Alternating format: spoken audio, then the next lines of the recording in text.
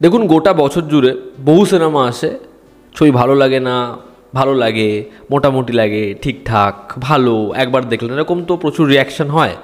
কিন্তু এমন খুব কম সংখ্যক ছবি হয় যে ছবিগুলো ভীষণ ভালো লাগে, যেই ছবিগুলো আবার দেখতে ইচ্ছা করে, সিনেমা হলে গিয়ে দুবার তিনবার দেখলাম, এমনটা হয়। তো এবছর সেরকম একটা বাংলা ছবি হচ্ছে রাস। যে ছবিটা আমার পার্সোনালি ভীষণ ভালো লেগেছে এবং আমি ভিডিওতে বলেইছিলাম যে এবছরের অন্যতম সেরা বাংলা ছবি, মানে সেই ছবিটা হয়তো আমি আবার সিনেমা হলে দেখতে পারি, এরকম একটা রিয়াকশান ছিল আমার।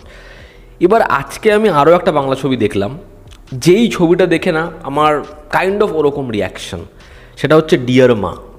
এই ছবিতে মুখ্য চরিত্রে অভিনয় করেছে জয়া আহসান, চন্দন রায় সান্যাল, শাশ্বত চ্যাটার্জি, ঋদ্ধিমান চ্যাটার্জি। তো কাস্ট ছবির খুব ভালো। ছবির পরিচালক অনিরুদ্ধ রয়চৌধুরী, সে অনেকদিন পর বাংলায় ছবি করলো আবার, এবং আমি চাই এই ছবিটা দেখার পরে আরও চাই যে সে না বাংলা ছেড়ে যেরকমভাবে চলে যায় আর না যাক, সে বাংলাতে এরকম ধরনের ছবি আবার করুক, মানে আমাদের জন্য আবার 4-5 বছরের অপেক্ষা না করতে হয় আর কি। তো এই ছবির গল্পটা আমি আপনাদের জন্য একদম একটু করে বলছি। এখানে জয়া আহসান এবং চন্দন রায় সান্যাল, যাদের একটা খুব সুন্দর, খুব মিষ্টি একটা সংসার রয়েছে, এবার তাদের জীবনে তাদের এক সন্তান আসে, ঝিমলি। এবার ঝিমলি আসার পরে তাদের জীবনে কি পরিবর্তন আসে, এবং যে মা জন্ম দেয় সেই মা বেশি গুরুত্ব রাখে না যে মা লালন পালন করে, বড় করে, সে বেশি গুরুত্ব রাখে।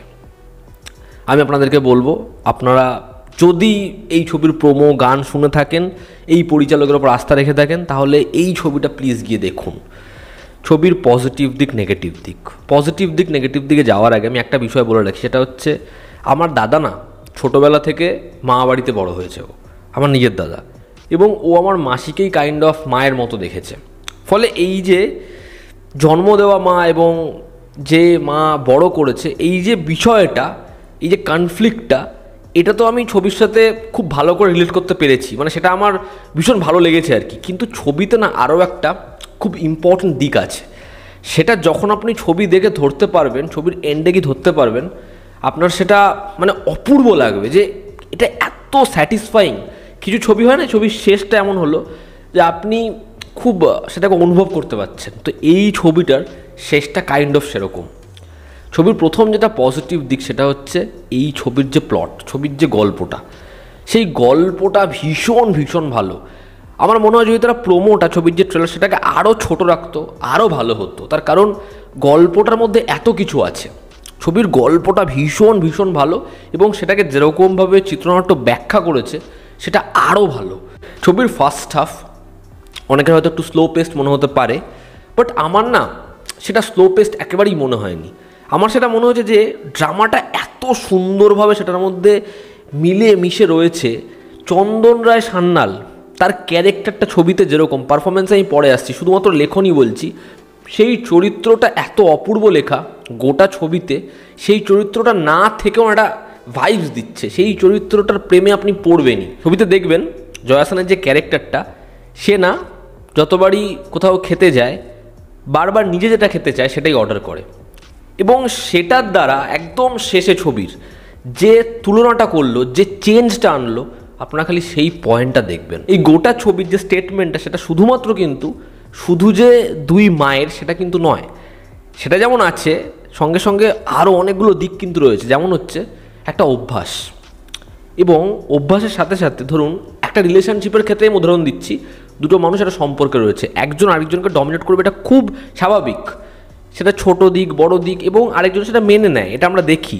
এবার ধরুন যে মানুষ ডমিনেট করে, সে একটা পয়েন্টটিকে রিয়েলাইজ করলো যে যদি আমি এরকমভাবে ডমিনেটেড হই, এবং সেখান থেকে যে তার রিয়েলাইজেশনটার পর যে স্টেপ, সেটা আপনার দারুণ লাগবে। ছবিতে একটা জায়গা রয়েছে যখন তাকে একজন বলবে যে আমি তোমাকে ভালোবাসি না, আমায় ক্ষমা করো, এবং সেখানে ছাদের মধ্যে ওই যে ঝড়টা আসবে, ওটার দ্বারা ওই যে ভেতরে কি চলছে ওটাকে যেভাবে এক্সপ্রেস করেছে, অ্যামেজিং, দারুণ।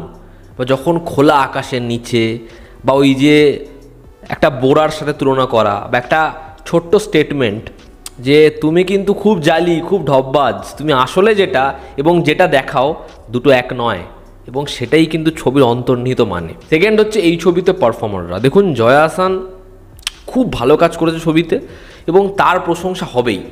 তবে তার কয়েকটা জায়গা রয়েছে যেখানে সে না বেশি কিছু করছে না, সে শুধুমাত্র স্থির হয়ে আছে।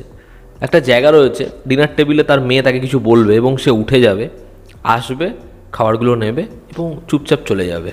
আপনারা খালি ওই জায়গাটার অ্যাক্টিভিটিস দেখবেন, বা একটা শপিং মলে ও শুধুমাত্র কাছ থেকে চেয়ে দেখবে, ওই জায়গাটা দেখবেন। বা শাশ্বত চট্টোপাধ্যায়ের সাথে প্রত্যেকটা জায়গায় ওর যে টাসেলটা হবে সেটা দেখবেন। ভীষণ ভীষণ ভালো জয়া আহসান, খুব ভালো। এখানে বাচ্চা মেয়েটির চরিত্র অহনা অপূর্ব। তার সাথে চন্দন রায় সান্যালের প্রত্যেকটা পোর্শনে আপনি রিলেট করতে পারবেন, এরকম পারফরমেন্স। চন্দন রায় সান্যাল এই ছবিতে আমার সবথেকে ফেভারিট। আমার তাকে ভীষণ ভীষণ ভালো লেগেছে।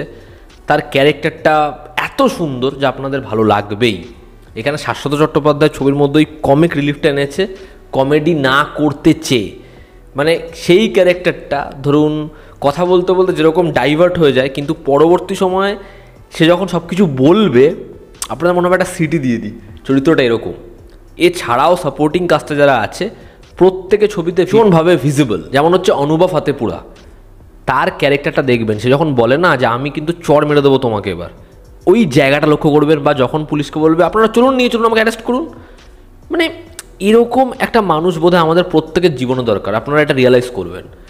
এবং যে মানে ওই বাচ্চাটির মানে হচ্ছে ঝিমলিরই বড়োবেলার চরিত্র অভিনয় করেছে, তাকেও ভালো লাগে। পারফরমেন্সের দিক থেকে প্রত্যেকে খুব খুব ভালো।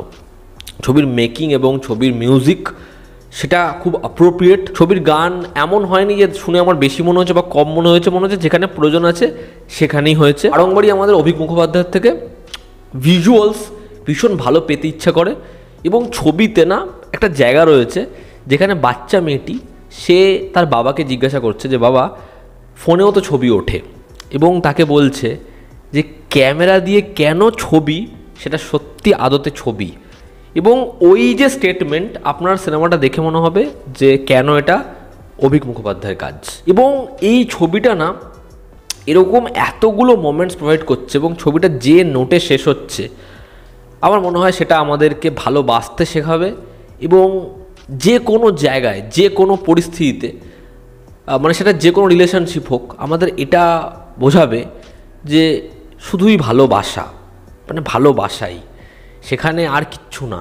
এটা এত সুন্দরভাবে ছবির লেখনীতে, ছবির ভিজুয়ালসে, ছবির চরিত্রে উঠে আসে, সেটা অপূর্ব অপূর্ব। তবে আমার যেটা খারাপ লাগা সেটা বলছি, সেটা হচ্ছে এক, প্রোমোটা তারা বড় করেছে, অনেক কিছু রিভিল করে দিয়েছে ট্রেলারে, সেটা না করলে ভালো হতো। দুই, এই ছবিটার মধ্যে যে মিস্ট্রির যে ট্র্যাকটা রয়েছে, যে মিস্ট্রিটা আছে, সেটা না থাকলেও না ছবিটার খুব বেশি কিছু যেত আসতো বলে আমার মনে হয় না। তার কারণ যেরকমভাবে নন লিনিয়ার ওয়েতে গল্পটা সাজিয়েছে, এবং একটা করে কিউব, পাজলের কিউব আমাকে দিতে দিতে যাচ্ছে, এবং আমি একটা করে ব্যাক স্টোরি জানতে জানতে যাচ্ছি, খুব সুন্দর, খুব সুন্দরভাবে ওয়ার্ক করছে, ঠিক আছে। এবার সেখানে ওই যে মিস্ট্রির যে গতিটা আনতে গেছে, ওটা না আনলেও মানে আমার মনে হয় কোনো বেশি কিছু আলাদা হতো না। ওভারঅল খুব খুব সুন্দর ছবি, আপনারা দেখুন, আপনাদের খুব ভালো লাগবে আশা করছি। এই ছিল আজকের ভিডিও। আপনারা যারা দেখেছেন আপনাদের কি অপিনিয়ন জানাবেন, জনতা আমাদের পাশে আছে। আবার দেখা হচ্ছে, টেক কেয়ার।